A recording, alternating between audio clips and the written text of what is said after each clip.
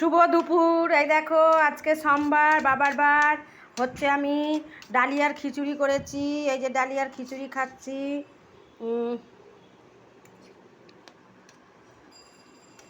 এই যে তরকারি করেছি, এই যে তরকারি।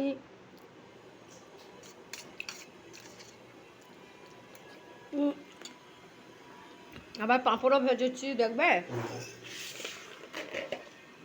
এই যে পাঁপড় ভাজা, খিচুড়ি, এই তরকারি আজকে নিরামিষ। এটা কিসের খিচুড়ি বলো তো? এটা হচ্ছে ডালিয়ার খিচুড়ি। এতেও সব রকম সবজি, আলু, কুমড়ো ফুমড়ো সব দিয়ে করেছি।